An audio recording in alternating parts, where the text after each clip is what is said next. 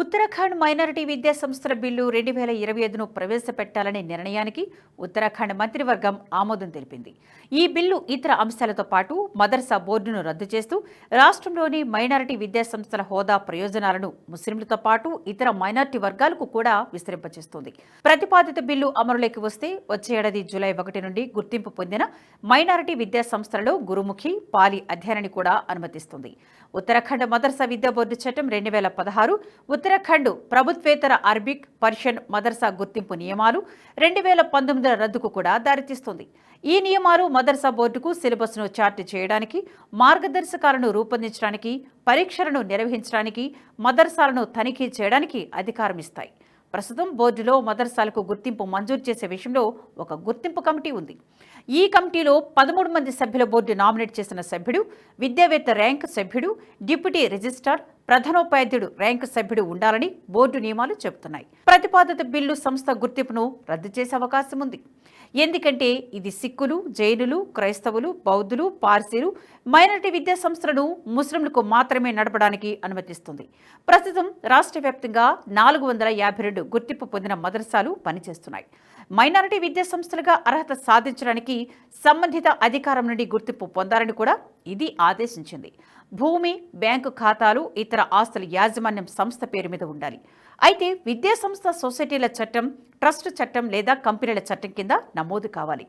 ఆర్థిక దుర్వినియోగం, పారదర్శకత లేకపోవడం లేదా మతపరమైన, సామాజిక సామరస్యానికి విరుద్ధమైన కార్యకలాపాల కేసులలో గుర్తింపును ఉపసంహరించుకోవచ్చు అని కమ్యూనికేషన్లో పేర్కొన్నారు. ఆర్థిక దుర్వినియోగం, పారదర్శకత లేకపోవడం లేదా మతపరమైన, సామాజిక సామరస్యానికి విరుద్ధమైన కార్యకలాపాల కేసులలో గుర్తింపును ఉపసంహరించుకోవచ్చని కూడా తెలిపారు. బోర్డు లేదా విద్యాశాఖ గుర్తించని విద్యా సంస్థలను మూసివేయడానికి మదర్సా సీలింగ్ డ్రైవ్ ప్రారంభించిన 6 నెలల తర్వాత పుష్కర్ సింగ్ ధామీ ప్రభుత్వం ఈ బిల్లును ప్రవేశపెట్టడానికి ముందుకు వచ్చింది. 2020 నుండి సమావేశం కాని గుర్తింపు కమిటీ డ్రైవ్ ప్రారంభానికి ఒకరోజు ముందు ఫిబ్రవరి 20న ఒక సమావేశాన్ని ఏర్పాటు చేసింది. దీని ఫలితంగా గుర్తింపు లేని మదర్సాలు మూసివేశారు. జమియత్ ఉలేమా ఈ హింద్ రాష్ట్ర కార్యదర్శి ఖుర్షీద్ అహ్మద్ ఈ బిల్లు పట్ల ఆందోళన వ్యక్తం చేస్తూ ప్రారంభంలో యూనిఫామ్ సివిల్ కోడ్ మతాన్ని ఆచరించే హక్కును అణచివేసింది. మత మార్పిడి నిరోధక చట్టం పరిస్థితిని మరింత దిగజార్చుతుంది. మదర్సా బోర్డు రద్దు చేయడంతో మత విద్యకు ఆటంకం ఏర్పడుతుంది. పుష్కర్ సింగ్ ధామీ ప్రభుత్వం ఆర్టికల్ 25 నుండి 30 వరకు రాజ్యాంగం హామీ ఇచ్చే హక్కులను కాలరాసి విధానాలను అమలు చేస్తోంది. బిల్లు ప్రవేశపెట్టిన తర్వాత మేము దానిని విశ్లేషిస్తాం. దానిని చట్టబద్ధంగా సవాల్ చేయాల్సిన అవసరం ఉందో లేదో అంచనా వేస్తామని తెలిపారు. అయితే రాష్ట్ర ప్రభుత్వం ఈ బిల్లు రాష్ట్రంలో మైనారిటీ వర్గాలు ఏర్పాటు చేసిన విద్యా సంస్థలకు గుర్తింపు మంజూరు చేయడానికి, పారదర్శక ప్రక్రియను ఏర్పాటు చేయడం, విద్యలో నాణ్యత, శ్రేష్టతను నిర్ధారించడం లక్ష్యంగా పెట్టుకుందని స్పష్టం చేసింది. రాష్ట్ర బీజేపీ చీఫ్ మహేంద్ర భట్ మాట్లాడుతూ ఈ చట్టం బీజేపీ నినాదం సబ్కా సాత్ సబ్కా వికాస్ను ప్రతిబింబిస్తుందని పేర్కొన్నారు. మైనారిటీల రాజ్యాంగ హక్కులను కాపాడుతుందని కూడా స్పష్టం చేశారు.